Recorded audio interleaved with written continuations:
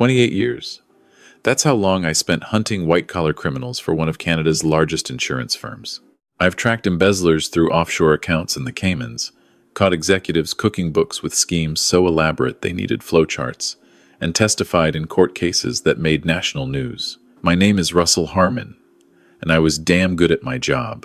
I retired 3 years ago with commendations, a solid pension, and the quiet satisfaction of knowing I'd helped put away some of the country's most sophisticated fraudsters. What I didn't know was that all those years of expertise, all that training in spotting deception and following money trails, would mean absolutely nothing when it came to seeing what was happening in my own home. Because the person betraying me wasn't some faceless criminal in a boardroom. It was Celeste, my wife of 22 years. The woman I'd built a life with in our 4-bedroom colonial in Oakville, just west of Toronto. I need to stop here for a moment, because what happened next changed everything I thought I knew about trust, about marriage, and about the woman I'd wake up next to every morning for over 2 decades. It started small. It always does. That's the first thing they teach you in fraud investigation. Major crimes begin with minor anomalies. In September, I noticed Celeste had started going to the gym more often. 3 times a week became 5, then 6. She'd always been health conscious, but this felt different. She'd come home with this flush to her cheeks, this energy I hadn't seen in years. I remember thinking it was good for her. We were both in our late 50s, both feeling the weight of aging. If she wanted to dedicate more time to fitness, who was I to complain? Then came the phone calls. Celeste had never been particularly private about her mobile, but suddenly she was taking it everywhere, to the bathroom, out to the back deck, even on short walks around the neighborhood. She'd glance at the screen, see something, and her expression would shift. Not guilty, exactly. More like anticipatory. Like she was waiting for something. I told myself I was being paranoid. This wasn't like tracking financial irregularities at work. This was my marriage. But old habits die hard, and I'm trained to notice patterns. The real alarm went off in early November. We were having dinner. I'd made my signature beef stew, something I'd perfected over years of Sunday cooking, and I asked her about our investment portfolio. We'd been talking about adjusting our RRSP allocations before year-end. Standard financial housekeeping. Celeste had always handled our personal finances. She was meticulous about it, had a background in administrative work, and frankly, I was happy to let her manage the day-to-day money matters while I focused on my career. "Oh, I've been meaning to talk to you about that," she said, not meeting my eyes. She pushed her carrots around her plate. Celeste loved carrots. She wasn't eating them. I moved some things around, diversified a bit. Diversified how? Just into some different funds. Higher yield opportunities. I've been working with a new financial advisor. 28 years of investigating fraud taught me to recognize when someone's story doesn't add up. What advisor? We've been with Manulife for 15 years. Someone new. Someone who specializes in alternative investments for retirees. The way she said it, too rehearsed, too careful, made something cold settle in my stomach. But I didn't push. Not then. Instead, I filed it away. The way I would any piece of evidence that didn't quite fit. 2 weeks later, I found the receipt. Celeste had asked me to grab her jacket from the front closet. She was heading out to meet a friend, or so she said. When I pulled out her favorite camel hair coat, a piece of paper fluttered out of the pocket. It was a receipt from Tiffany & Co. at Yorkdale Mall, dated 3 days earlier. $847.50 for a men's leather wallet. I stood there in our foyer, staring at that slip of paper. My birthday wasn't for another 6 months. Our anniversary had passed in August. There was no reason for Celeste to be buying an expensive men's wallet, unless it wasn't for me. That night, after she'd gone to bed, I did something I'd never done in 22 years of marriage. I opened her laptop. I know what you're thinking. Invasion of privacy, violation of trust, all the things I would have agreed with a month earlier. But I'd spent nearly 3 decades following money trails, and every instinct I had was screaming that something was wrong. When you've seen enough financial fraud, you learn that the biggest mistakes happen when people ignore the warning signs. Her email was open. She'd never logged out. I started scrolling. The first few dozen messages were normal. Book club updates, emails from her sister in Vancouver, promotional content from Lululemon and Indigo. Then I found them. The messages that made my hands start shaking. They were from someone named Dominic Blackwell. The earliest one I could find was from 8 months ago, March. The subject line read, "Following up from our meeting at Oakville Town Center." I opened it, read it, then read it again. Celeste, it was wonderful to meet you yesterday. I don't often encounter someone who truly understands the potential of strategic portfolio diversification. Your insights about risk management were remarkably sophisticated. I'd love to continue our conversation over coffee. Perhaps we could discuss how my firm might help you maximize your retirement planning. Looking forward to hearing from you. Best, Dominic. Professional, polite, completely innocuous, except for one thing. Celeste had never mentioned meeting anyone at the town center, had never mentioned a Dominic Blackwell. I kept reading. The emails became more frequent through April and May, still professional, but increasingly personal. Dominic would mention details about Celeste's life, her love of gardening, her frustration with our daughter Emily not calling enough, her concerns about aging, things she'd told him, things she'd shared with this stranger instead of me. By June, the tone had shifted. I can't stop thinking about our lunch yesterday. You were radiant. July. Every moment away from you feels like wasted time. August. You deserve so much more than what you have. Let me show you what life could be. I sat in our home office, the one we'd renovated 5 years ago with the built-in bookshelves Celeste had wanted, and felt like I was watching my life collapse from the outside. This couldn't be happening. Not to us. We weren't one of those couples. We had our routines, sure, our comfortable silences, but we were solid, weren't we? The latest email was from 2 days ago. Can't wait to see you Thursday. Same place. I've made reservations at Canoe. It's time I treated you to something special.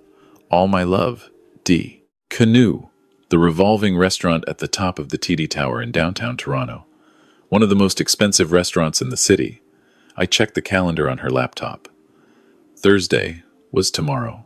She'd told me she was having lunch with her book club. I spent the rest of that night sitting in the dark, trying to process what I'd found. Part of me wanted to wake her up, demand an explanation. But the investigator in me knew better. I needed more information. I needed to understand the full scope of what was happening before I made my move. The next morning, I told Celeste I had a meeting with my former colleague in the city. She barely looked up from her oatmeal, just nodded and said she'd probably go shopping after her book club lunch. I watched her apply makeup with more care than usual, watched her select a dress I'd never seen before. Navy blue, fitted, expensive looking. She looked beautiful. She looked like she was trying to impress someone. I followed her. I'm not proud of it, but I needed to see this with my own eyes. I took the GO train into Union Station, stayed 3 cars behind her the whole way, watched her walk through the underground path system, her heels clicking on the polished floors, heading toward the TD Center. She moved with purpose, with anticipation. This wasn't a woman reluctantly meeting someone. This was a woman excited about where she was going. I waited outside the elevators that went up to Canoe, watched the numbers climb. Then I found a coffee shop across the street with a view of the TD Tower and settled in to wait. 3 hours later, she emerged. But she wasn't alone. There was a man with her, tall, maybe late 40s, expensive suit, perfectly styled salt and pepper hair. They stood on King Street, and he leaned down to kiss her cheek. A long, lingering kiss that made my chest tighten. Then he handed her something, an envelope. She slipped it into her purse without opening it, smiled at him in a way she hadn't smiled at me in years, and walked toward the subway entrance. I didn't follow her home. Instead, I went to a pub I used to frequent with colleagues after particularly difficult cases. Ordered a Guinness I barely touched. Tried to figure out what the hell I was going to do. The evidence was there. The affair was real. But something about it didn't sit right with me. Those emails, they mentioned investments, portfolio management, her firm helping with retirement planning, the Tiffany wallet, the envelope he'd just handed her on King Street. This wasn't just an affair. There was something else going on. That evening, I made a decision. I contacted someone I'd worked with for years, Trevor Huang, a private investigator who specialized in financial fraud cases. If there was more to this Dominic Blackwell than just being my wife's lover, Trevor would find it. I need everything you can get me on this guy. I told him over the phone from my car, parked down the street from our house.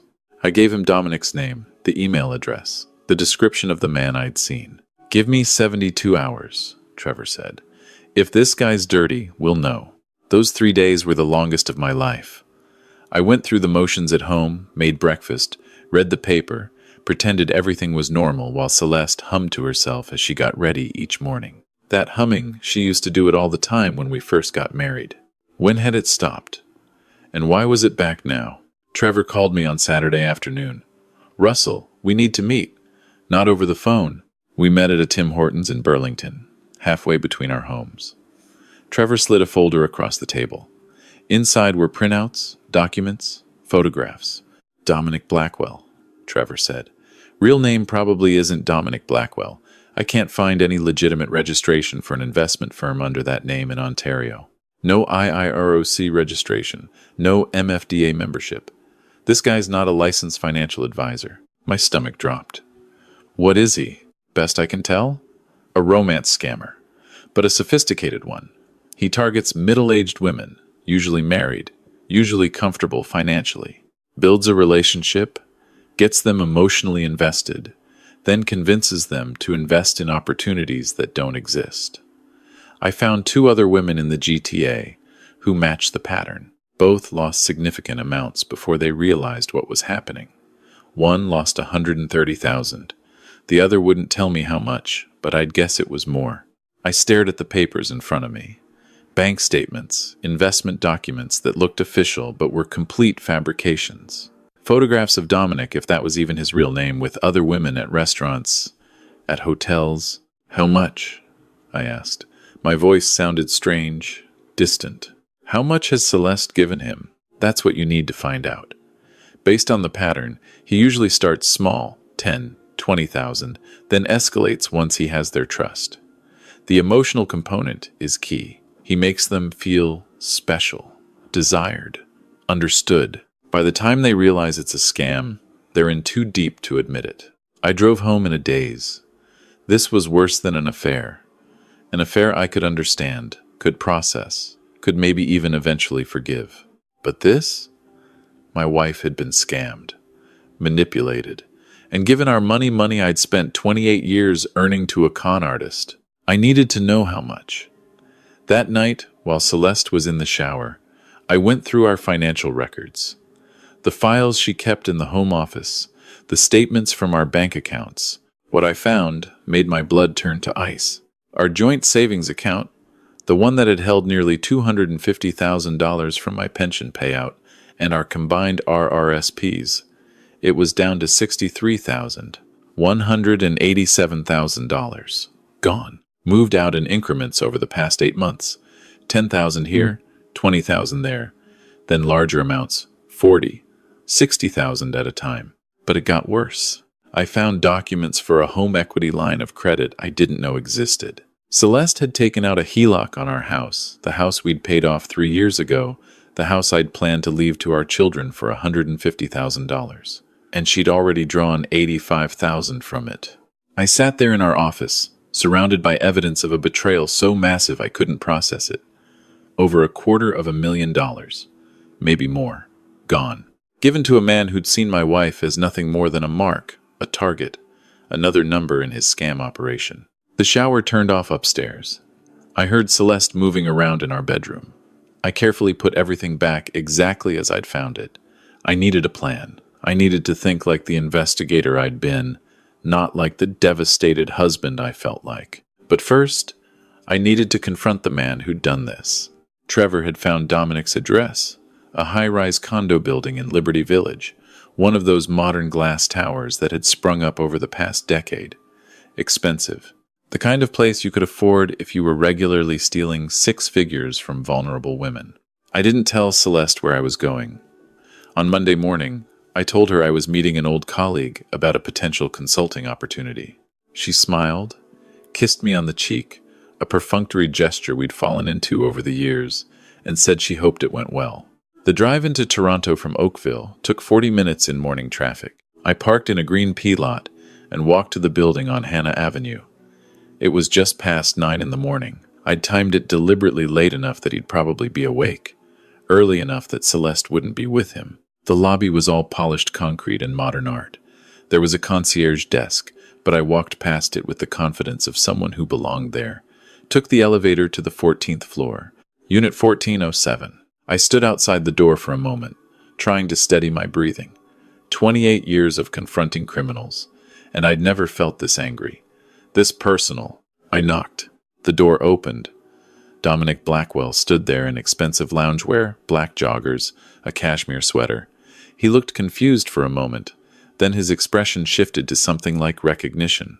"Can I help you?" he asked. His voice was smooth, practiced, the kind of voice that could convince you to trust him.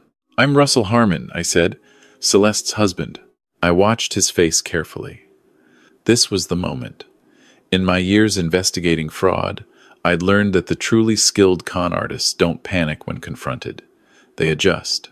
Dominic's expression shifted to concern, but it felt rehearsed. "Mr. Harmon, I think you should come in. We need to talk." That surprised me. I'd expected denial, maybe even a door slammed in my face. Instead, he stepped back and gestured for me to enter. The condo was immaculate. Floor-to-ceiling windows overlooked the city. Expensive furniture, original artwork on the walls. A bar cart stocked with premium liquor. This was what my money had paid for. Mine and however many other women he'd scammed. "Your wife has spoken about you," Dominic said, closing the door behind me. I knew this conversation would happen eventually. "Can I offer you a drink?" "I don't want a drink. I want to know how much you've stolen from us." He sighed, moved to the window, looked out at the Toronto skyline. "Stolen is such an ugly word. Your wife made investments. Willingly. Enthusiastically. Actually." "Investments in what? Companies that don't exist? Opportunities you fabricated?" "Mr. Harmon, I'm going to be honest with you, because I think you deserve that much. Yes, I'm not a licensed investment advisor. Yes, the opportunities I presented to Celeste were overstated. But she wanted to believe in them. She wanted something to be excited about." The casual way he said it made rage surge through me. "You manipulated her. You made her think you cared about her." "Did I?" He turned to face me. "Or did I simply give her attention she wasn't getting elsewhere? When's the last time you looked at your wife the way I do? When's the last time you made her feel desired?" I wanted to hit him. My hands clenched into fists, but I'd spent too many years in controlled, professional environments to lose it now. "How much?" I repeated. "You'd have to ask Celeste. I don't keep track of individual investor contributions." "Investor contributions?" I said bitterly. "You're a con artist, a thief. I'm an entrepreneur who provides a service. Your wife paid for my time, my attention, my companionship. If she chose to also invest in business opportunities I presented, that was her decision. She's not the only one, is she? There are others." That made him pause. His expression hardened slightly. "You've been doing research." "Of course you have. You were an investigator, weren't you? Celeste mentioned that. She said you were very good at finding things people wanted to hide. I'm very good at putting criminals in prison. Then I suppose we'll see how good you are." He walked to a side table, picked up a business card, and handed it to me. "This is my lawyer. Very expensive, very effective. If you want to pursue this legally, be my guest. But I should warn you, it's your wife who made the transfers. It's her signature on all the documents. And she'll have to admit to everyone, your family, your friends, the courts, that she willingly gave me that money. Are you prepared for that kind of scrutiny?" I looked down at the business card. Thornton Burke, a name I recognized. One of Toronto's top defense attorneys. This bastard had planned for this moment. "One more thing," Dominic said. "When you talk to Celeste about this, you might want to ask her why she really did it. It wasn't just about the money, and it wasn't just about me. Your wife has wanted out of your marriage for a long time, Mr. Harmon. I just gave her an excuse to start pulling away." I left without another word, took the elevator down, walked out into the cold December morning. My mind was reeling. The confrontation hadn't gone the way I'd expected. He'd been too calm, too prepared. And that final comment that Celeste had wanted out for a long time, I couldn't stop thinking about it. I called Trevor from my car. I need you to document everything about this guy. Every other victim you can find, every fake investment, every piece of evidence that he's running a systematic fraud operation. I need an airtight case. Russell, the police. The police will take months, maybe years. And he's right legally. Celeste willingly transferred the money. But if I can prove he's part of a larger criminal enterprise, if I can show a pattern of deliberate fraud, we might have a chance. I drove home. Celeste's car was in the driveway. I found her in the kitchen, making tea. She looked up when I walked in, smiled that same distant smile I'd become so accustomed to. How was your meeting? There was no meeting, I said. I went to see Dominic Blackwell. The color drained from her face. Her hand, holding the kettle, started to shake. She set it down carefully on the counter. Russell, how much, Celeste? How much have you given him? She closed her eyes. 30 seconds passed. Then she opened them, and I saw something I'd never seen before in my wife's face defeat. I don't know exactly. Maybe 270,000? Including the home equity line. $270,000. More than I'd even calculated. I pulled out a kitchen chair and sat down because my legs wouldn't hold me anymore. Why? That was all I could manage. Why would you do this?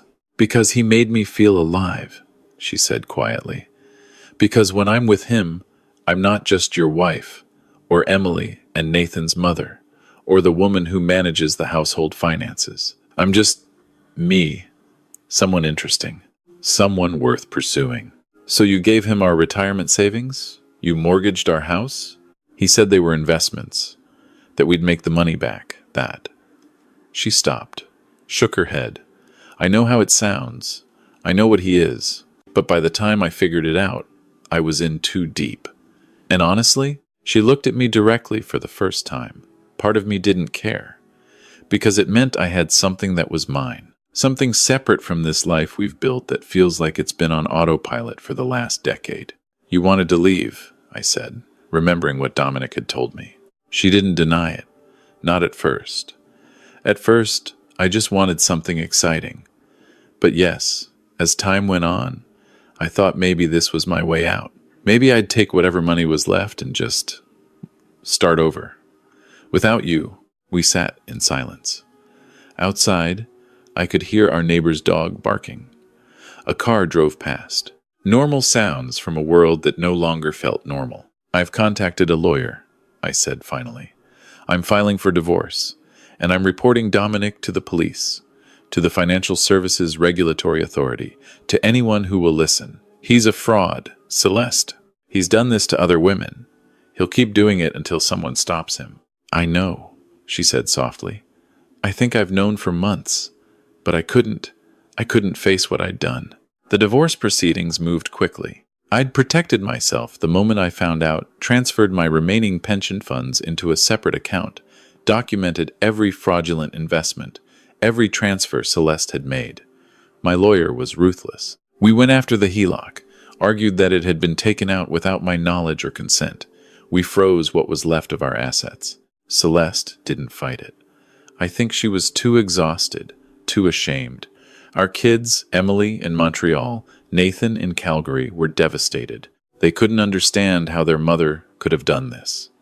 I didn't try to poison them against her, but I didn't hide the truth either. As for Dominic, Trevor and I built a case that we handed over to the Toronto Police Service's Financial Crimes Unit. It turned out there were 6 other women we could identify, maybe more. The total amount stolen was over $800,000.